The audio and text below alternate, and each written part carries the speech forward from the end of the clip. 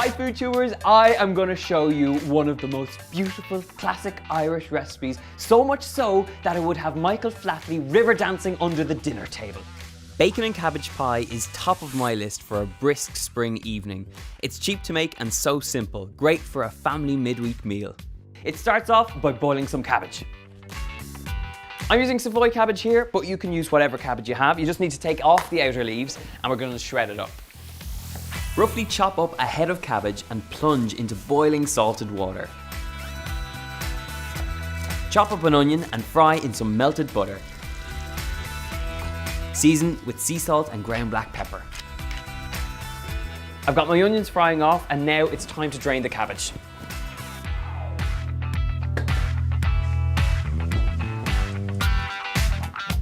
In my pot, we've got the onions and the butter beautifully caramelizing down. Now what we're gonna do is make a roux. So I am adding about a tablespoon or two in here and you need to just whisk it through together until you have a nice paste. Now a roux sounds fancy, but it's a simple mixture of butter and flour that you can use to thicken any sauce or stew. You need to cook out that flour until you get that kind of smell of almost baked pastry. And once you've got that smell, we're gonna add in some liquid stock and we're gonna add in a little bit of milk until we have a beautiful white sauce. Pour in some beef stock and whisk until smooth. Then add in a good glug of cream to finish it off. When you're making roux, don't panic. Just constantly stir and you will get a beautiful smooth consistency at the end, just like this one. Should be nice and creamy and those little flecks of onion are going to add a wonderful sweetness in here. Add in a teaspoon of English mustard and season with sea salt and ground black pepper. Now that the white sauce is seasoned, I'm going to add in the ham and I've just chopped it into nice thick chunks. We're going to add it straight to the hot white sauce and then we're going to add in the cabbage. I'm using thick chunky ham fillet from my local butcher. You can use bacon, but for a full salty flavour you can't beat it. Remove from the heat and tumble into a casserole pot.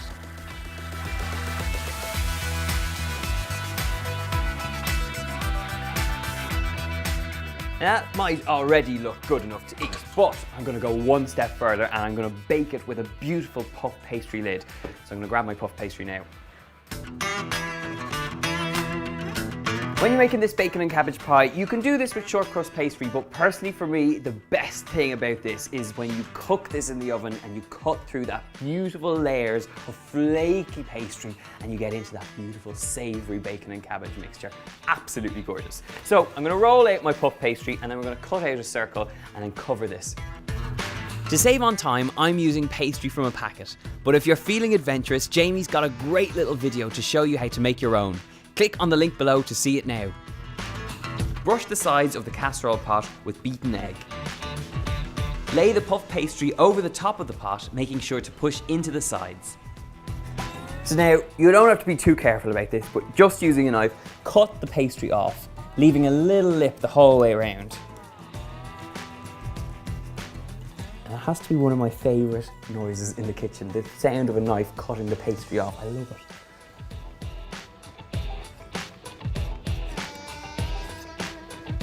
Using a fork, press the pastry against the sides and brush with more beaten egg.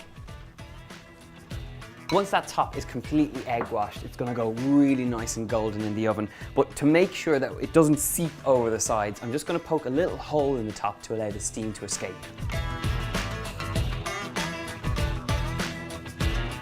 Now this goes into the oven at 180 degrees Celsius for about 25 to 30 minutes until the puff pastry has puffed up and become nice and golden.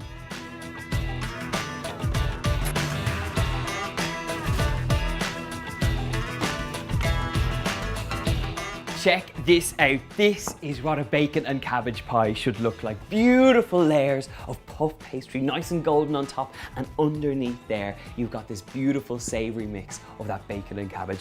All that's left to do is tuck in. So I'm going to serve this up, but if you want the recipe, make sure to subscribe in the box below. You'll get the recipe down there. You'll also be able to subscribe and to leave me a comment. So enjoy the meal, and I want you to try this recipe.